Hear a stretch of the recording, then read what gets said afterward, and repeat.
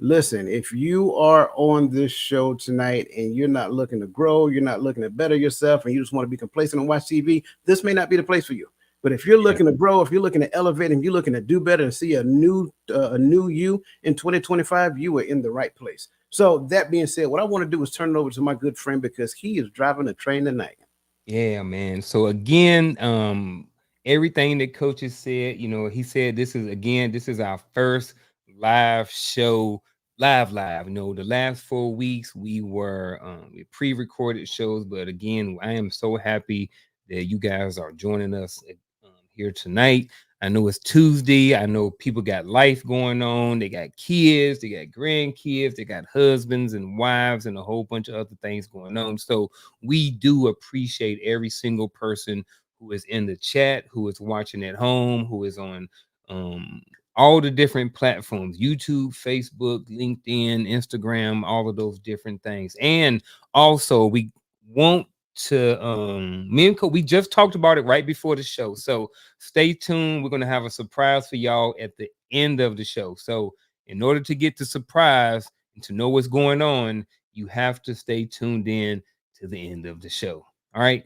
So, but with that being said, Coach, man, how are you?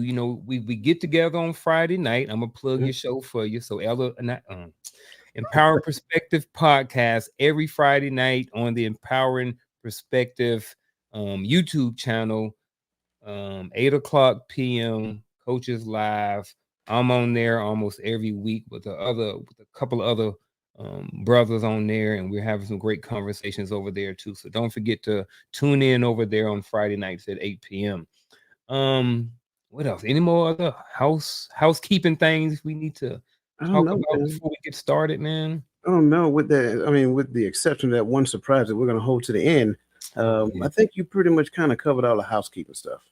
All right. But I will also say I want to plug my buddy over here because he and his wife, and I told him that their pictures, I'm going to coin it, I'm going to keep it, and it's going to show up magically one day. So make sure that you guys stay tuned because I'm going to unveil one of my favorite pictures of the Uncle Juniors. Right.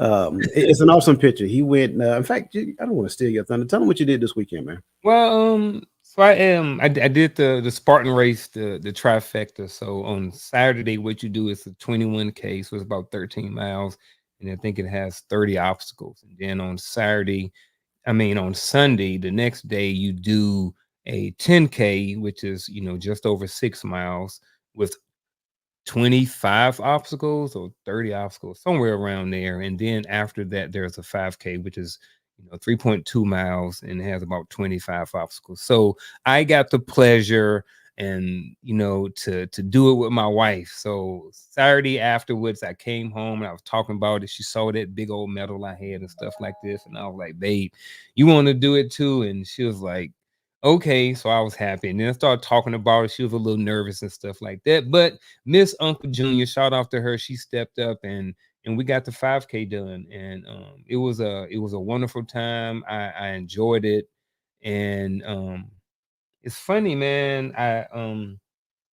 All right, I'm gonna be a little transparent. I'm gonna get a little soft on y'all real quick, right? All right, So you it's good? funny, man. It's like, me and my wife, we've been together for almost 10 years, but we've been married for almost two. But I literally text her today and I told her, actually, let me find it. I don't want to misquote it. I want to make sure I get it right because she always watching. And I said that hold on. I just told this was 12/27. I just said, sometimes I just want to be around you. Like Mhm. that's simple. And sometimes like I just want to be around her. But I think, I think that that's with any close relationship because sometimes I just want to be in the presence of one of my sons. You know what I mean? Or sibling or something like that. So I don't know why I said that. Maybe somebody out there needs to hear that. Who knows? But Well, not just that. I will also add to it, like this is the thing that we talk about when we talk about relationships. It can't be superficial. It has to incorporate some deep connection to where like just being around that person just energizes you and does some other things that you can't even explain. Yeah. And so later for the superficial stuff, right? Yeah. You got to get outside of that stuff. So I'm glad you did share that. But here's the other thing I would say. You would not be able to do it if it had nothing to do with tonight's topic. So that's the other part I There want you to. go. Yeah.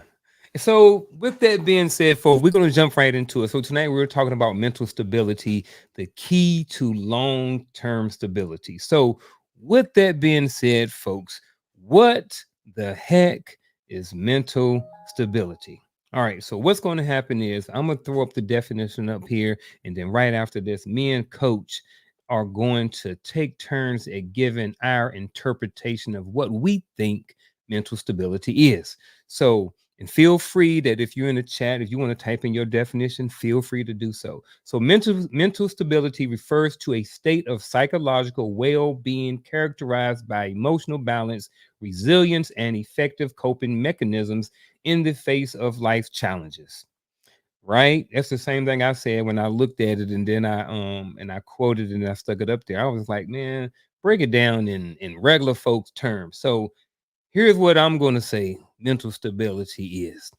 And my interpretation with mental stability is it is a certain level of calmness that you have with inside of your brain, right? And what I mean by that is you're not so easily swayed. You're not so easily to pick up on some new information. You're not so easily stuck in a certain place. It's almost like having a certain level of mental balance. You know what I mean? To where you can balance a different or a certain amount of different things and not get too overwhelmed. I also want to say that mental stability can be a phase for some people. I think for most of all, I think when you get to a certain level, there's a certain level of mental stability. But I think sometimes we can go through phases where we may not be as mentally stable as other times in our life.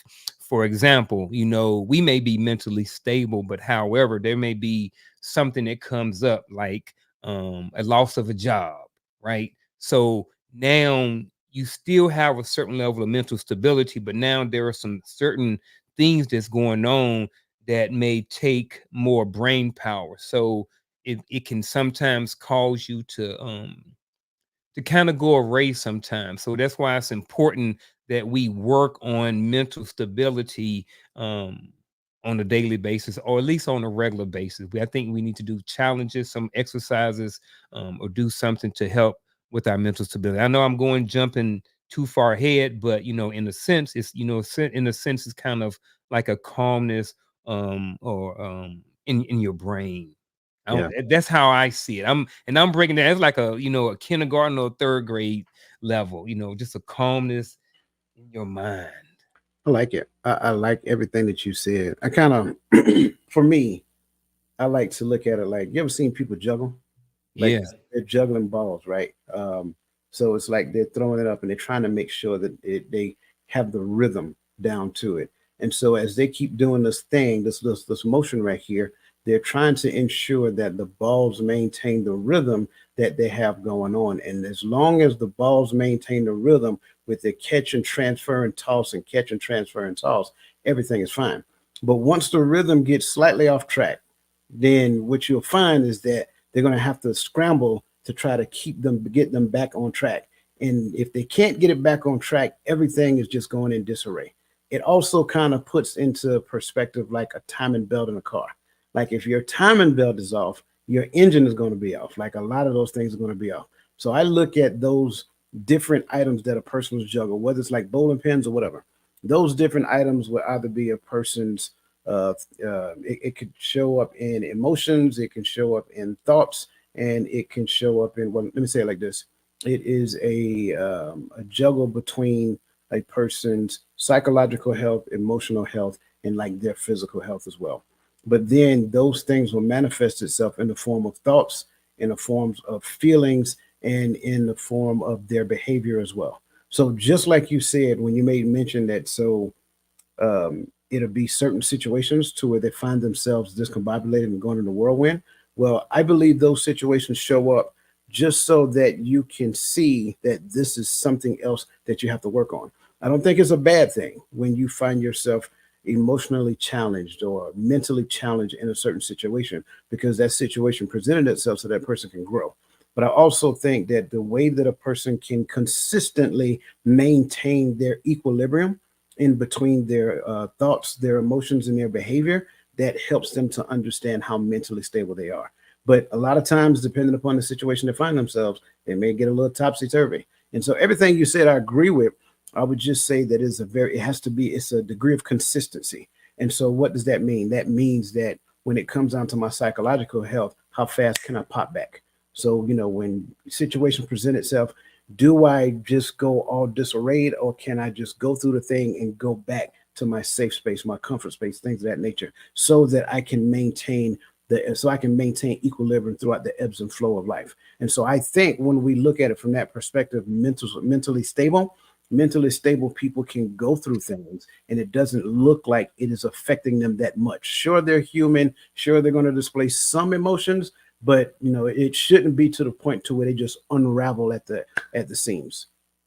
And I was talking to somebody at work today, and it was funny because we were talking about mental stability, but we was using different words, and we was talking about that very thing. So it was funny how some of the things you said were some of the same things that we talked about earlier. And I think one of the things that you mentioned that really stuck out to me is, um I'm trying to decide if I want to talk about it right now or save it for my actionable advice. So I think I'm gonna save it for my actionable advice. So, Okay. Okay. I'm gonna save it. But man, when it comes to mental stability, right? So we're talking about it, but what's the why? Like, why is mental stability important? Like, why are we even having this conversation today? So, what is the purpose, or why should anybody even care about their mental stability? I think for me, one of the most important things that we got to realize is, and I talk about this all the time, like everything that you want in life is available to you. But the issue is that in some cases you don't necessarily know, you don't necessarily have the upbringing that taught you those things or gave you permission to behave in that particular sense. So, in the space of psychological health, in the space of emotional health, and in the space of behavioral health, what you will find is that these are the things that control the outcomes of our lives. So whether we're talking relationships, kind of like what we're talking about with you and your wife, whether we're talking relationships, whether we're talking about financial growth, whether we're talking about growth on the job, or whether we're just talking about a healthy environment, whether within the scope of the family, within the scope of your friends, or whatever, those things are important because it drives everything. It's the catalyst behind everything. If those things are not intact, if they're kind of like unstable, then what you're going to find is that everything else is going to struggle as well. Think about it like this: you can have a PhD in whatever you want to have in, but if you are unstable emotionally, you can be Doctor Who for all I care. People aren't going to be around you. They don't want to be around you because you can't control you can't, well, let me say it this way: you can't regulate your emotions. If you are mentally unstable, then at the end of the day, it's going to be very difficult to gain a certain level of education. It's going to be very difficult to regulate your emotion. It's going to be difficult to maintain healthy relationships. And so what you will find is that those people will be in relationships with you, but a lot of times it's because they're family, because they're obligated, it's because all of these different things. So we got to look at this thing. Mental stability is that important.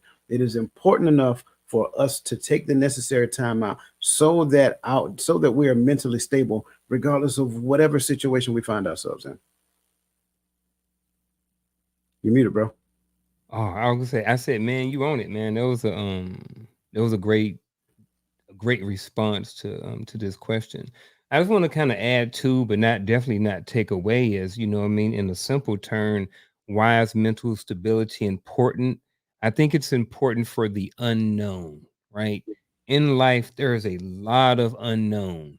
And if, because we don't know when someone is going to drop off the face of the earth, a loved one, when we're going to lose a loved one. We don't know if we're going to get that pink slip. We don't know if we're going to get that letter in the mail, or that information that can potentially send us in a whirlwind. So when we have a certain level of mental stability, then it helps us deal with some of those things a lot better. When you get that call that you lost your job, where if you have a certain level of mental stability, you still may go down for a little bit, but like you said before, you won't stay there. You have to bounce back and continue on and fight the fight. So now you get up, you're like, all right, well, what do I need to do to move forward? All right, well, the first thing I need to do is start looking for a job, right? I need to start looking for another job. I need to start looking at my finances and see what things may need to be adjusted here. You know what I mean? Or if you don't have a certain level of mental stability, you can just break down and you can cry, which is nothing wrong with that for a certain amount of time. But then you can get depressed, and all of these things, can be normal. But I think when they get to a certain level, it can be detrimental to a person. So I think that, when you have these things that come up in your life and you don't have a certain level of mental stability, you can do a lot more damage to yourself and even people around you. You know what I mean? If you don't have a certain level of mental stability and you're a father or mother and you're trying to raise a family or something like this, and you lose your job, it can be, you got kids, like you better have a certain level of mental stability in order to keep pushing on and keep moving and stuff like that. So that's one of the reasons why I think mental stability is important. Was you about to say something? Well, I was just wanted to add to it, like if we struggle in the space of trying to find stability, then it really affects our positive outlook on life. So we can try to be as positive, and we can do all types of positive affirmations all we want to, but if you don't have the ability within your, if you don't have the psychological ability to hold the space of the positivity that you're trying to portray, then Mhm. you're going to just keep dipping back into what you did previously. So it really, really influences your positive outlook on life. Mhm. I agree, man. Hey, man, you gonna get some of the Oh, there we go.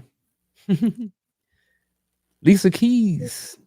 Greetings and welcome to Tuesday's Night Coach's Corner. How are you? She can't respond. Go back to the other one. What was the first one? Ooh, what is Is mental mental stability stability hereditary? hereditary? That's a good question.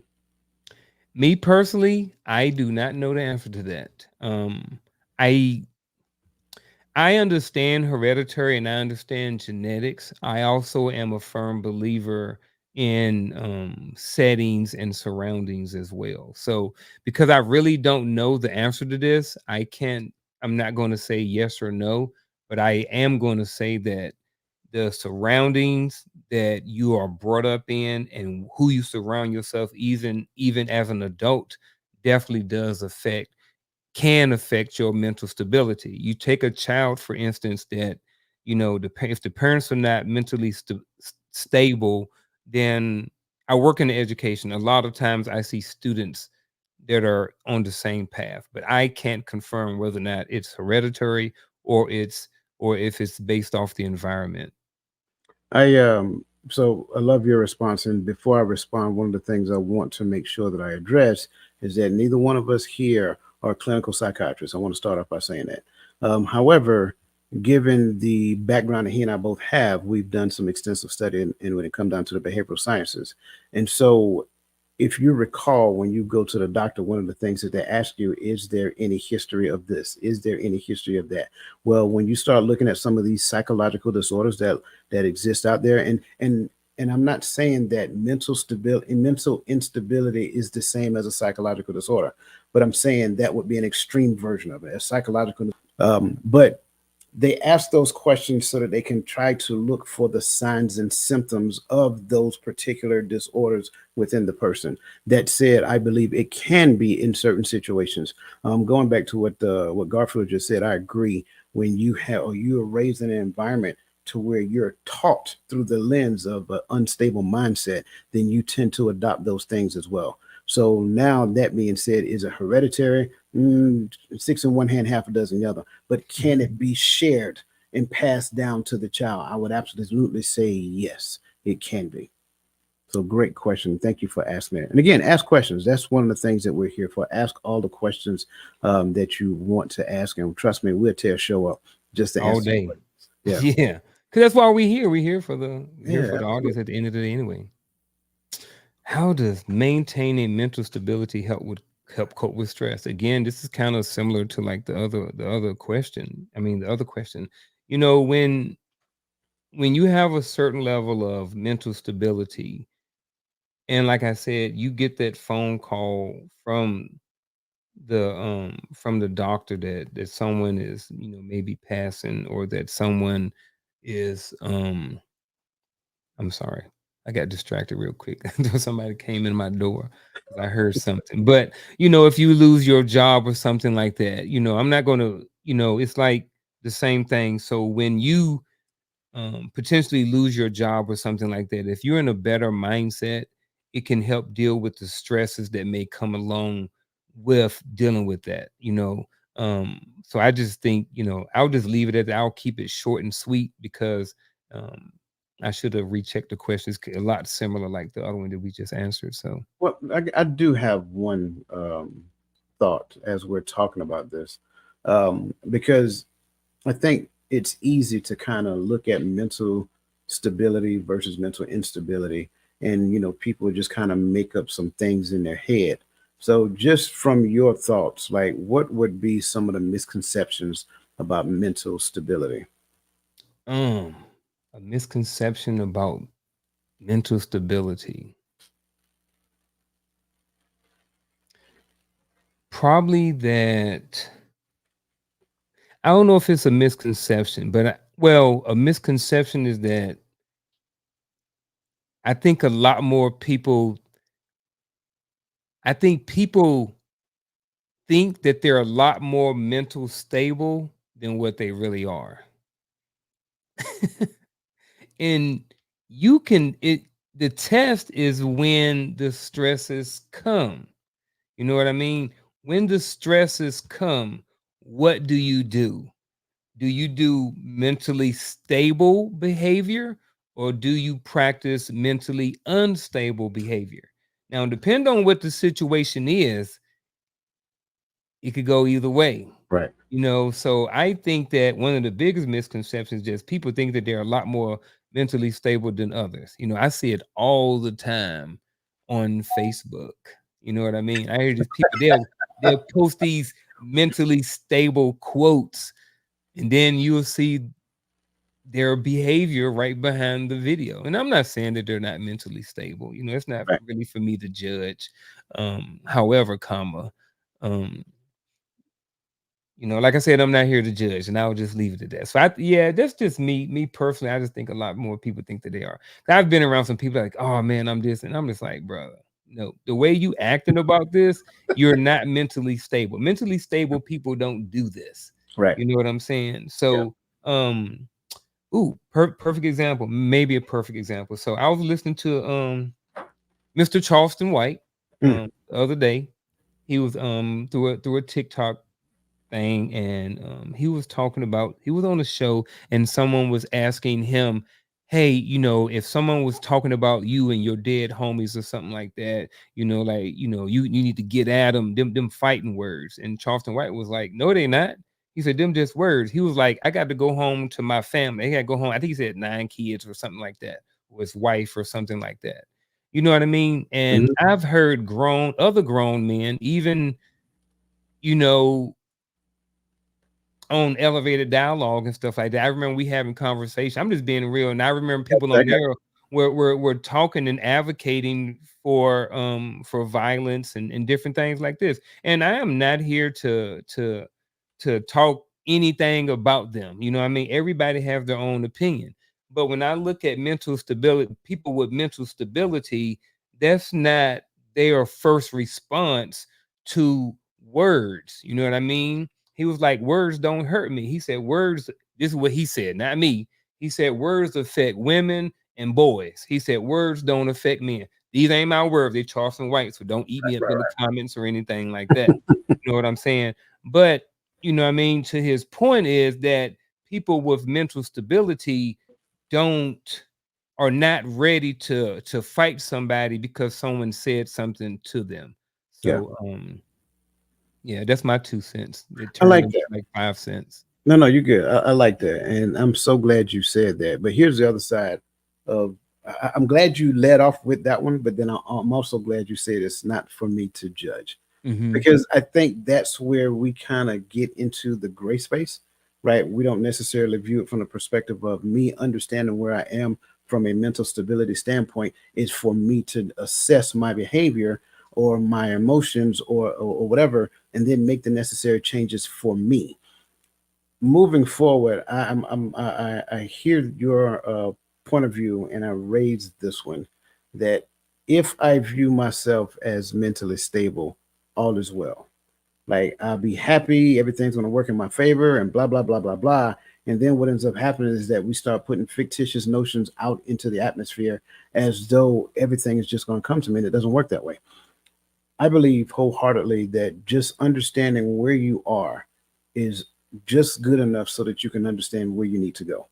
So understanding that I can regulate my emotions, understand that I do, control my thoughts and things of that nature, understand that I do behave admirably in a particular situation. I think it has to come to the point to where we move forward and say, okay, now if that's where I am, it's for me to improve going forward, not for me to kind of hoist up the celebration flag and start telling everybody, I'm mentally stable, whatever the case may be. And so I think a lot of times we kind of look at those things and we think all is well. But then on the other side, if a person is on the other side of that fence, they may believe that just a lost cause, this can't be improved. Like everybody's after me, the world is trying to get me. These people trying to keep me down, and we exist in that zone. So you have the extremes of everything.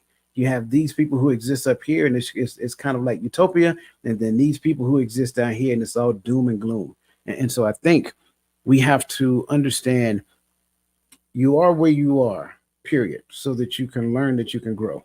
If that's not your mindset, if that's not your perspective, if that's not your driving factor moving forward every day, then what is the purpose for assessing your own behavior? Or do you have the mentality that I don't need to assess my behavior? I just need to surround myself with people who just accept my behavior. Man, I was listening, and one of the things that stood out to me was you said something about that I have the control. Like you put the control on self. Um, that's contradicting to a lot of people because a lot of people say that, well, I don't have I don't have no control. This is just how I am. The devil made me do it. You know what I mean? So, how does, in your opinion, how does control and mental stability kind of work? Because I was thinking about it and I know that they're kind of related. You know what I mean? I think if you have a certain level of mental stability, you have a certain level of control. But how do you think like control over self and mental stability work together? They go hand in hand. Mm. I think where we get into error is that we try to control other people. You're not called to control another person. You can't control another person. In fact, there is nobody who has any control over you, period. Now, I'm not talking about job positions or things of that nature. That's totally different. I'm talking about control. So when it comes down to your thoughts, when it comes down to your emotions, when it comes down to your behavior, there's only one person who can control that. And at the end of the day, if you're not necessarily putting forth the effort to continue to get better, then what you're doing is you're relinquishing control to all the outside influences that influence your behavior, that influence how you feel, that influence what you think. Case in point, I mean, you've heard me say it time and time again that I don't have an envelope on my desk, but that letter from the IRS. You think I'm joking? Let the IRS send you a letter. What are you feeling before you even open that letter? What are you feeling? What are you thinking? If you can feel a sense of anxiety, the IRS have a degree of control over you. So now that is just awareness, not for you to call the IRS and give them a piece of your mind, right? It's awareness for you to say, why do I feel this way? Why am I feeling this? Just so that now you can put forth the necessary efforts to change that. Who knows? The IRS might be sending you a letter say, hey, you overpaid us last year. We owe you X amount of dollars. Where do you want me to send it? I'm like, send it to me. You know where it came from. I sent it to you last year. So it's stuff like that. So when we start talking about control, I think that's a great point because the same thing applies when it comes down to like conversation in the midst, and you see it all the time. Say one thing to a person that they don't agree with, and we live in a time and space. I don't agree. I really don't I care don't care. if you agree or not. Can you consider what is being said and process it mentally? Right? We live in a space to where people feel like number one, freedom of speech means I have the freedom to speak. Number two, how I feel is law. And then number three, because I disagree, I have a requirement to announce that. Wrong. So if we get to the point till we start regulating ourselves, right, regulating our mouth, right, regulating how we feel, regulating our thoughts, then you'll realize that the outcome can be so much better. Man, you got it for me. Hey folks, we're about 30 minutes into the show right now. So if you haven't already, smash that like button, and what else? Share it with somebody who may benefit from it. You know what I mean? I think we're having a pretty decent conversation over here today. If I must say so myself, yes, I'm tooting my own horns, but I'm also tooting. No, I'm not tooting. All right, let's move right along. Um, Can mental and physical abuse impact your mental stability long term, and can it be reversed? I would say right off the rip, yes, it can. However, comma, at some point, someone needs to go get some support for this or some help for that. You know what I mean? I don't know what necessarily mean by reverse, but I think kind of, I do know what it means by reverse. So I think that it can have long.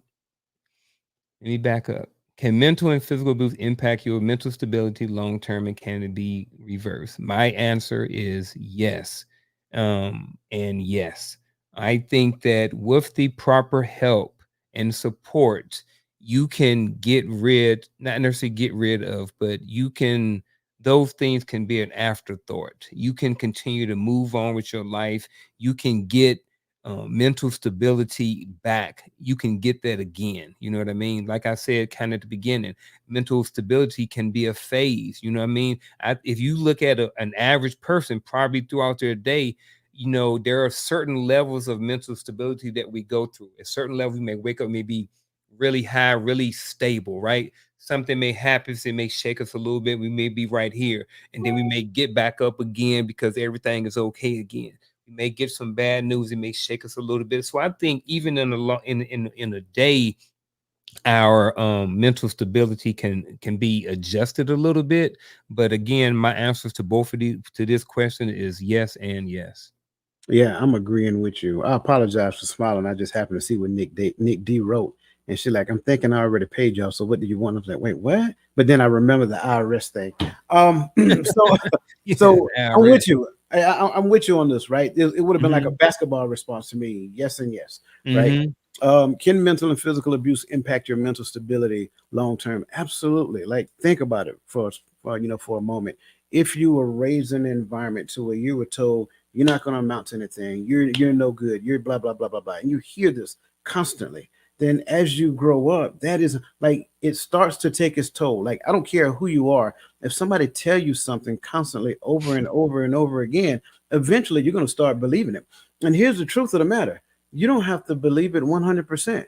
If you believe a portion of it, that portion will work itself out in your life, and it will manifest itself in the facet of your behavior or your emotions as well. So a lot of times these mental abuses, these situations where mental abuse exists, right? It kind of manifests itself in the person to where they shy away from certain things. They don't want to be open. They kind of struggle in the space of relationship. When it comes down to physical abuse, like, come on, like you won't open yourself up to anybody. Like you will refuse to let anybody in, and you don't have any depth and breadth of relationship because of the lasting long-term effects of physical relationships. Now, can it be reversed? Absolutely. Sometimes it takes a medical professional to help you, but at the end of the day, it is possible. What I would say, and I know you were just asking this for sake of understanding, But I would say if there's anybody out there who is hearing this and you believe that you were raised in this environment or you exist in this environment currently, like don't be afraid to go see a professional. Go see a psychologist, right? Call up Garfield. You know what I'm saying? Like don't be afraid. I'm joking, but I'm serious. Like Yeah. don't be afraid. Like you have to take the first step before anybody else can help you because no one can come in your home and do anything. Right? Make sure that the person that you're working with, make sure that they know what they're doing. There's too many people out there who are calling themselves a thing and they have zero certification behind their names. Right. That's why we can come up here confidently and call this platform Coach's Corner because we're certified. But again, like I said, I know for a fact that there are people that just woke up and say, "Hey, think I'm gonna be a coach today," and that's what they do. So that's a dangerous game to play. So again, make sure that the person that you're dealing with know what they're doing. Make sure that they're certified, and make sure that they have a way, an understanding of how to do connecting work. And to add to that, make sure that you are going to the right person for your problem or for your issue or situation, right? So I'm also a certified counselor. So I'm a counselor and a coach, but those are two different things, right? So a counselor or a therapist, what they tend to do is they start from the past and then they work to the present. Yep. What a coach does, the coach will start from the present to where you want to be or where you want to go. So just be mindful of, when you're going out there, when you're searching or you're looking for help or support or like that, that you get, like Coach said, get with some people who got some credentials and make sure you get with the right person for the need that you may have. So can I add something? I kind of just yeah, man. Listening to you break that down, that pleased me because I tell people this all the time. A true, honest coach, if you can't bring your thoughts out the past, they won't work with you. Nope. I've had a situation to where, and that person will remain nameless, of course. I had a situation to where there was a young lady who was referred to me, and she wanted to talk about what she was getting ready to go through. And so I listened to her for a good 30 to 45 minutes straight. And then I said, I got all of that. I said, but I want us to focus on you, where you are right now, and what you want to do moving forward. And she told me, she said, I can't. I want to talk about that. I say, well, I mean, I got it, but if you just go back and talk about that, you're going to stay there and your thoughts are going to constantly recycle. Well, I got it, but I need to talk about that. I said, well, I can't help you. I'm sorry, you need to go find a counselor. You need to go find somebody who is a psychotherapist, so forth and so on. Because if you're struggling with your thoughts and you can't bring your thoughts out of the past, saying that this person should have, this person could have, this person would have, and look for where you are to move forward, then you're not ready for the type of work that we do. And so I literally had to tell her that I can't help her and I would not take her money simply because at the end of the day, that's not what coaches do. And to that, the same thing with the trainer, physical trainer too. If you trying to work out, same thing. Every trainer ain't for you. Some people just gonna go out there and they're gonna go on the internet, they're gonna put in a couple numbers and they're gonna print you out a workout plan, and that's all you're gonna get. They're not gonna ask you certain questions and stuff like that to make sure that you guys are a true fit.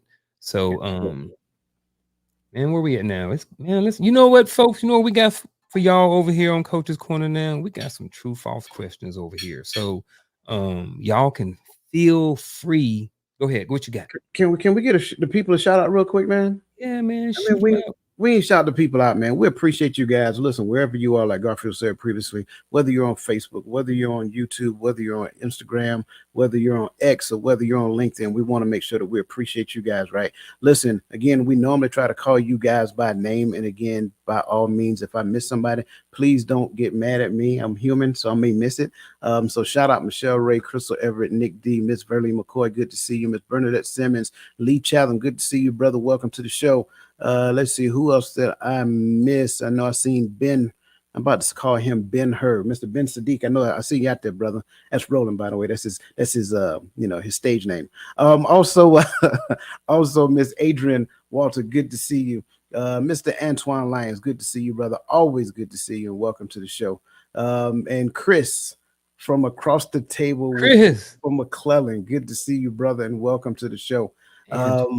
If I miss anybody else, again, I apologize. I think I got everybody. But at the end of the day, just so that you know, every Tuesday night at 7 p.m., we will be right here on Coach's Corner. Okay, I done broke your stride long enough, brother. Oh, you good. Back over.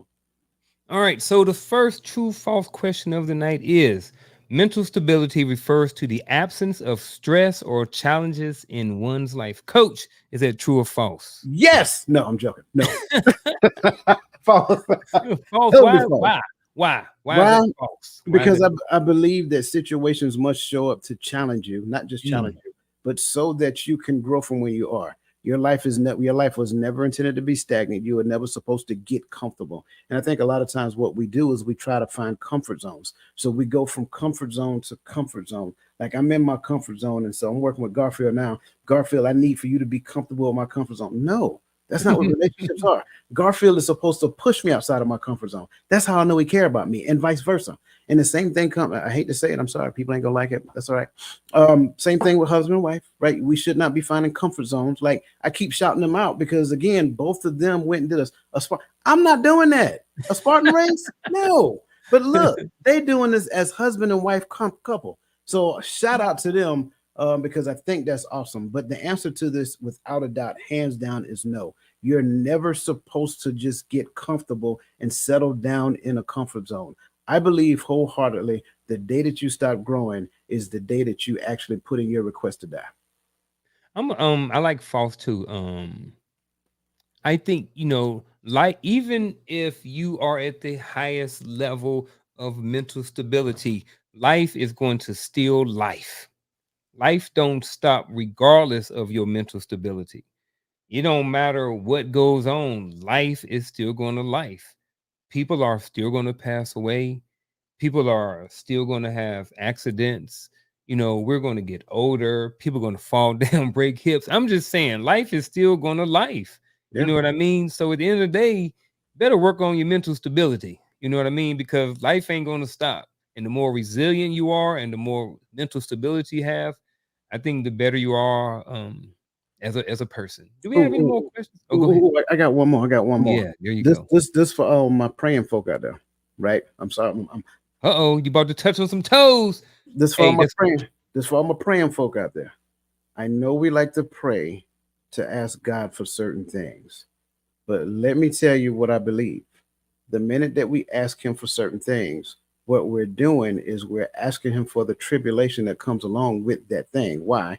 Because in order for you to get the thing that you're praying for, you have to become the person that can receive it at that point in time.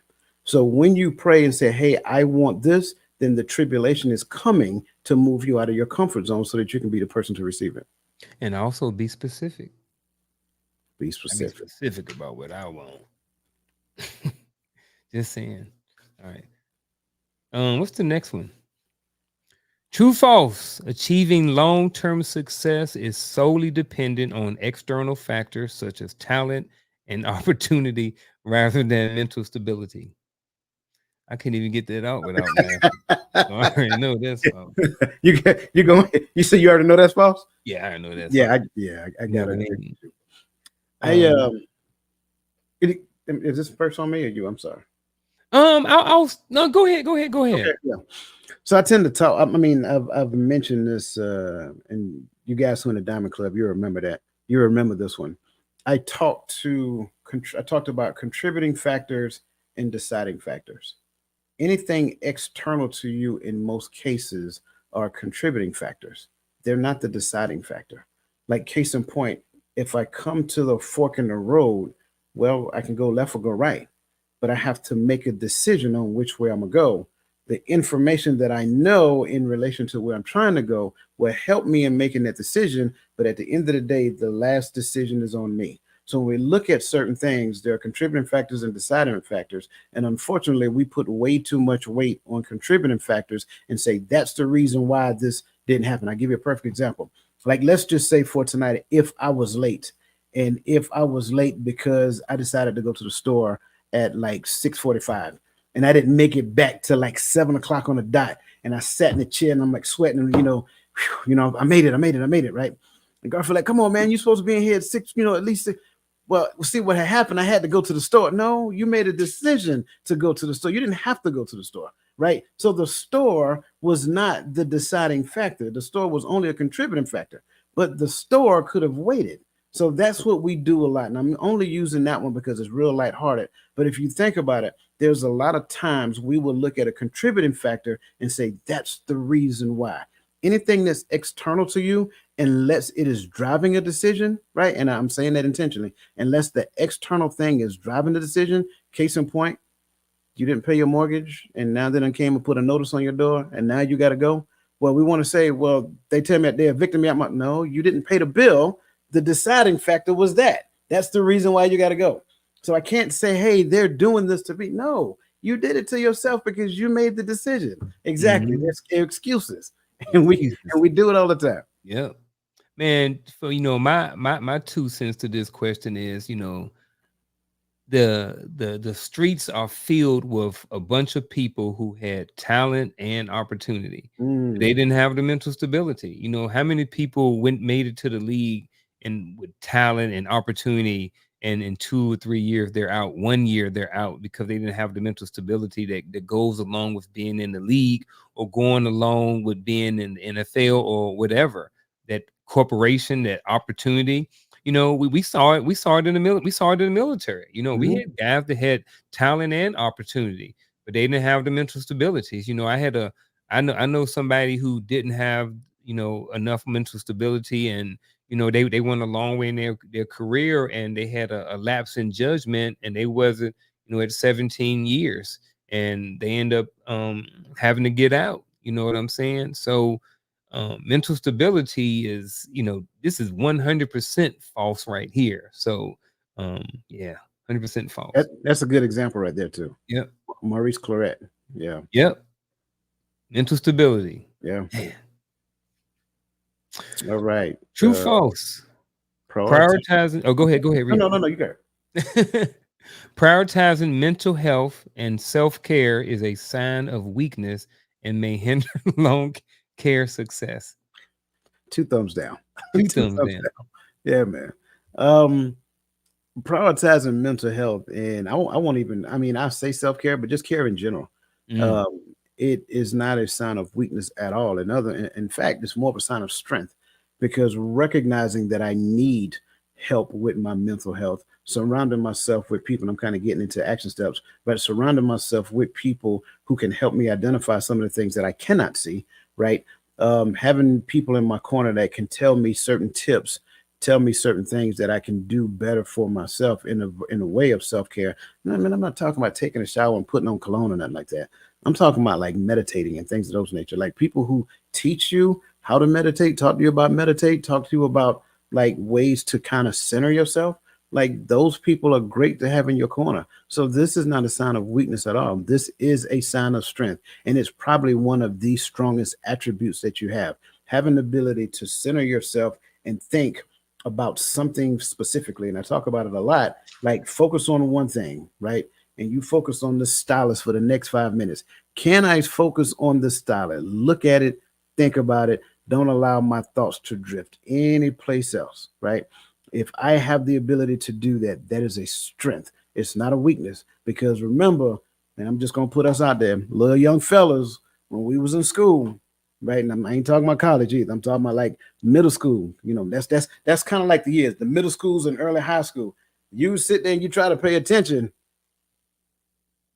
You just kept looking to the left and to the right. You know what I'm saying? Because you couldn't pay attention. Your thoughts was on, whoever was sitting over there, what she had on and so forth and so on. So you got to get to the point to where you recognize that this is one of the best things that you can do. Prioritizing mental health and self-care. You got the next one. I got the next one? Yeah. I'm nervous.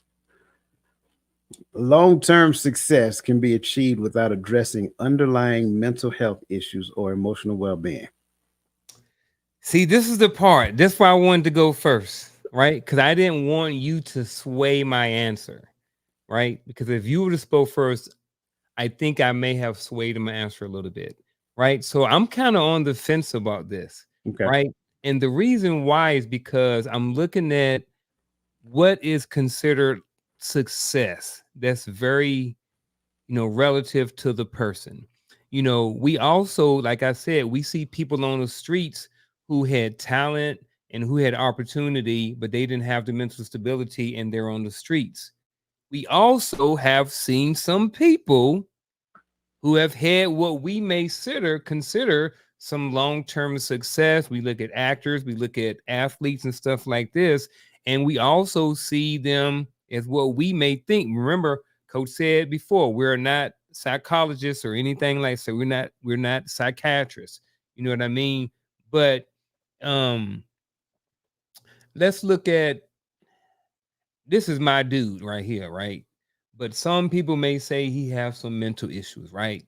Dennis the Worm Rodman, right?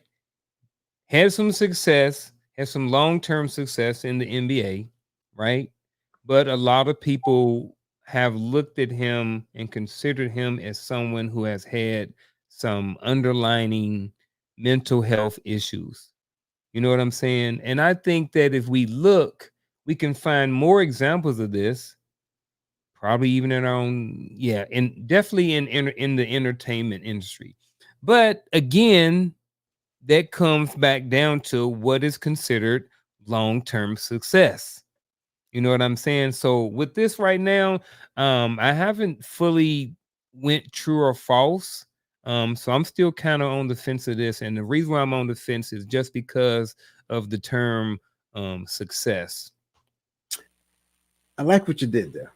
And I I don't know if know my I don't, answer, I don't, man. I don't think I would have swayed your answer though, because I'm Okay. agreeing with you. I'm agreeing with the part where you're saying that it pretty much depends on what you perceive success to be. But Mm-hmm. for me, that's not the focus in this question. The Okay. focus in this question for me is long term. See, I like the fact that you brought up somebody like Dennis Rodman, fantastic basketball player, Mm-hmm. phenomenal basketball player.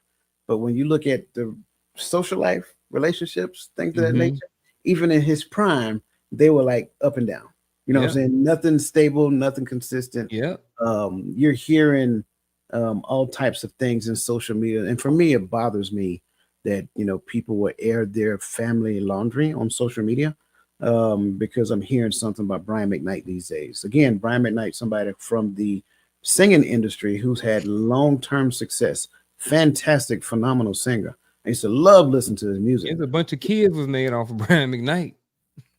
I didn't want to go there, man, but I'm just saying. Just saying. But it's some concerns now. Speaking of kids, about his kids. So I think the notion for me is not necessarily success; it's more so of long term, because for a thing to be long term, it requires it to be some type of foundation, some type of stableness that exists within the realm of that. So my thoughts here has to be no, because here's the deal: I can put on a show, but only do it for a period of time. When I start settling in, then next thing you know, y'all gonna see the real me. Once y'all see the real me, it's like, look, man, I've been trying. This all I got. This all I got. And you see it every day with people, because I always say there's three parts of every person, right? You got the mirror, you got the mask, and you got the core. And so people will give you the mirror immediately, and they will uphold the mirror for as long as they possibly can. If we only have a working relationship, that means you only got to keep the mirror up while you're at work. Once you go home, you can take the mask off. I'm sorry, you will hold the mask for as long as you're at work. But once you go home, you can take the mask off. But at some point in time, there has to be some degree of longevity to where you see that person through the ebbs and flow of life. Like, how do you respond? And this to me is really a relationship question. Like, how do you respond in the place of adversity? Like, if we go out, and I'm just using this as an example, if we go out to eat dinner, are you treating a waiter or waitress with kindness? Or are you barking at them and ordering, acting like they're beneath you and things of that nature? See, these things show a lot. I'm not too impressed about what a person does on camera. I'm more impressed about understanding who you really are, because that's the core preach behind this. So long-term success, it can only be achieved, if I had to adjust this, it can only be achieved by addressing underlying mental issues and emotional well-being. Okay. Well, I like it. I don't think my answer would have been swayed though. Like you See, I said. told you. I told you. I think I would have still been the And same. here's the funny part about it. I'm Yeah. not saying that your answer isn't right. Yeah. Like, I agree with what you're saying. There's Mhm. is based upon a person's level of success. If Yeah. making a lot of money is success, then trust Yeah. me, it's a lot of people in the industry that Yeah. has done that. Right? They don't really have. They may not have a lot of great relationships, but they have made a lot of money. And you know what Yeah. they say? You can buy a relationship. I guess. Man, no, you can't. Hey, hey, man, that's what they believe, bro. Yeah. I mean, can you? That's You know what they. anybody? That's what they believe. I Oh, don't believe that. yeah. I can't even see how that fundamentally even makes sense. But shout out to they. Shout out to they. Right? We will shout out everybody tonight, even That's they. it. Um, what's the next one? Building mental stability requires constant self-awareness and proactive efforts to manage stress and emotions. Touchdown. Touchdown. We got a true over here, coach. We Now, got we got it. We got a winner. okay, we got a true. Why is this true? Well, because I believe I think you touched on it earlier when you made mention that there are some people who say this is just who I am, right? Mm. The issue is, and I'm gonna turn this into a money thing. If I only have X amount of money, or I make X amount of money, and I have been making X amount of money for the past 15, 20 years with no raises or whatever, then eventually inflation will eat away at X amount of money that I make, especially if I'm not making wise decisions with the money that I make. I think the same thing happens when it comes down to your character. So if your character is the same and has been the same for the past 20 years, the world and life as you know it has changed at least 5, 6 different times between the time that Private Martin existed and you're looking at the retiree Martin right here, the counselor, the consistency coach, things of that nature. So you can't have the same behavior in 2024 that you had in 1994. It is virtually impossible. So if you're not constantly if you're not constantly being aware of how you present yourself to the world, how you process information, how you regulate your emotions, how you interact with people, then you cannot say that I am seeking to grow, because all of those things are what I tend to call like the stabilizers when it comes down to your growth pattern. So therefore, the more I become aware of how I behave in certain situations, the better, the more I can change it. Therefore, those situations can actually be, the response that I get in those situations, they become different. They become better. The relationships that I have, they become better. They become more enriched. They literally become relationships with depth and breadth, which in essence equates to what is it? Intimacy. They're intimate relationships to where you honestly care about people, not the superficial stuff. I'm gonna tell you that I care, but in your time of need, I'm gonna say, "Oh, well, I was busy." I'm no. I'm like, if I say it, trust and believe, I'm here. I'm here with you. If you're out in the middle of the ocean, I can't swim, right? But if you're out in the middle of the ocean of life, I want to make sure I'm clear when I say that. If you're out in the middle of the ocean of life, you pick up the phone and call me at 11 o'clock at night. I'm on the phone with you from 11 to 1 o'clock in the morning, however long it takes. But you cannot be that for anybody else when you're still out there in the middle of the ocean dog paddling. So that's kind of like my point. We got to have proactive measures, and those measures got to continue to grow as we grow. Well, y'all heard it there, folks. All I'm going to say is true. I'm not coming back behind that. So Wow. a little bit. All right, just a little bit. I'll add a little bit more salt to it. All right. I think one thing I would add to is self-reflection. I think self-awareness and self-reflection are similar, but not necessarily the same. I think they hang out in the same places. You know what I mean?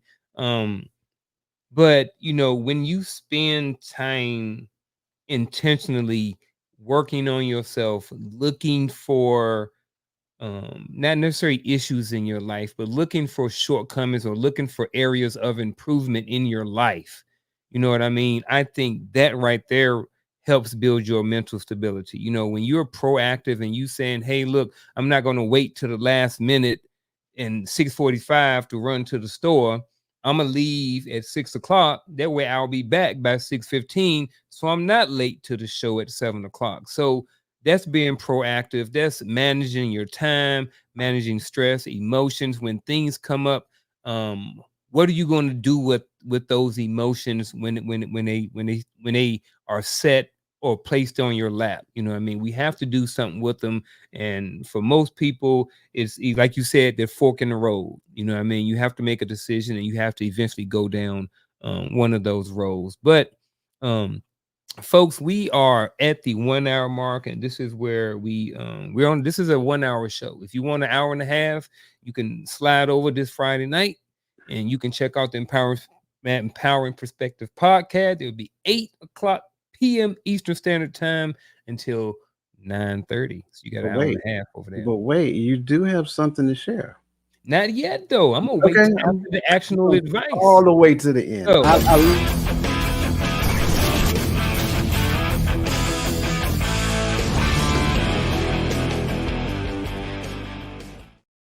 All right, folks, we are back with actionable advice or some actionable steps that you can use throughout the week until you tune in with us next week at 7 p.m.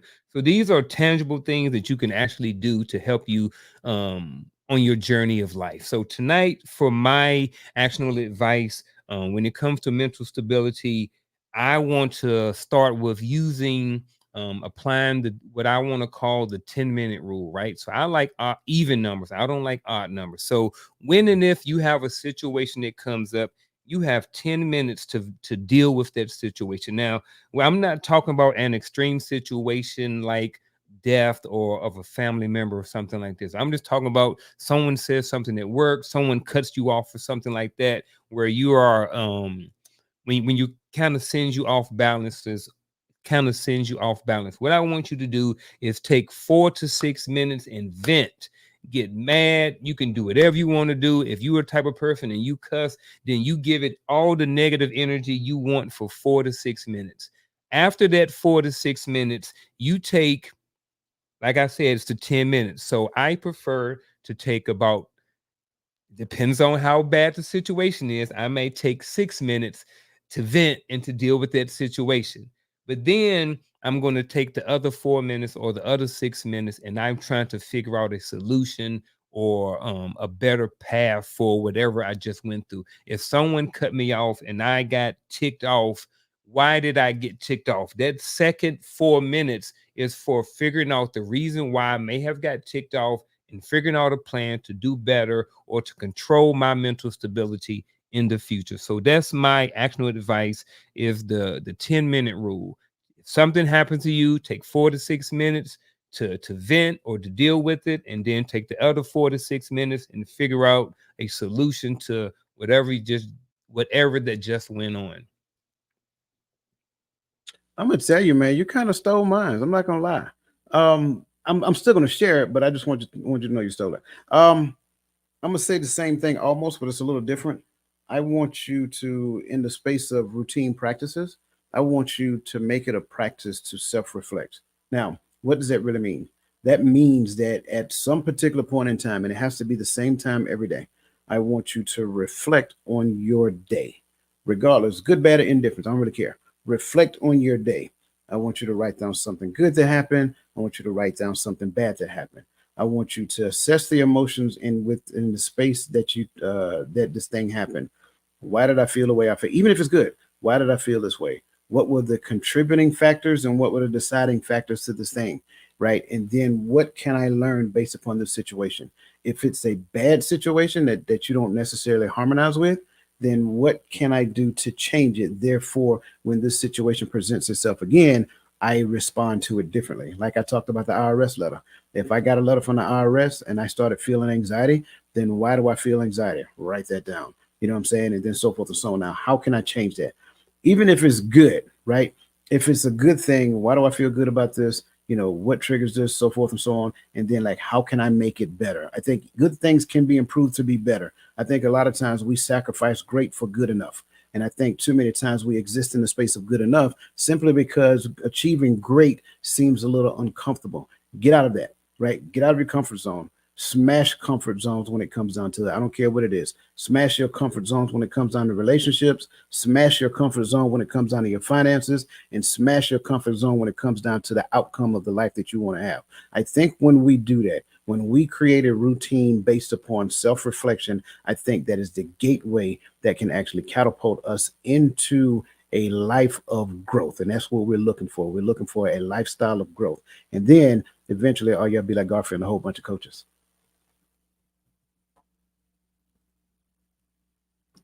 That was a good one. And folks, so here's what we got. All right. So here's the surprise. All right. So what we're going to do right after show, shortly after the show, actually approximately 8:15. We need a couple of minutes, right, to go take care of some things. So at 8:15 tonight, Coach and I are both going to go live on TikTok, right? So I don't know how to find us. Maybe I'll put my TikTok in there. I think my Uncle Junior TikTok is the same, whatever, like that. What I'll do is I'll stick, Coach, if you can drop your TikTok in the chat, and then I'll see if I can drop mine in the chat too. So what we're going to do, ladies and gentlemen, again, we are both coaches, and I have a client, and what we're going to kind of do is we're going to just kind of talk through his situation. And he already know I'm doing it, so I've already had he's already said that it was okay. But I'm not going to use any of his names or anything like that. But we're just going to talk to a situation that a client of mine has have, and it's kind of want to invite you guys to just join in and just be a part of the discussion. Feel free to join in and be part of the live show. So again, it's going to be on TikTok here in about 9 minutes from now. So we will see y'all at TikTok in a couple of minutes. And then we will see y'all again Friday for the Empowering Perspective podcast. And then we'll see y'all back here for Coach's Corner next Tuesday at 7 p.m. Eastern Standard Time. Coach, do you have anything before we close out, brother? I just want to just shout out to the people, man. The reason why we do this is for y'all. We really do believe that we're giving some actionable steps, like things you can literally do right now in your life, and you'll see some improvements. So I just want to kind of shout you guys out and lift you up. And again, if you find value with this, share this with other people so that they can participate. I think too many times people behave like gatekeepers. If they have information, they want to hoard it. Well, as you can see, we're not hoarding anything over here. We're sharing because we want to have a community of growth-minded individuals that really achieve the best in life overall. So again, shout out to you. Blessings to every last one of you. And that's my final thoughts, man. That's it. That's all I got. Peace.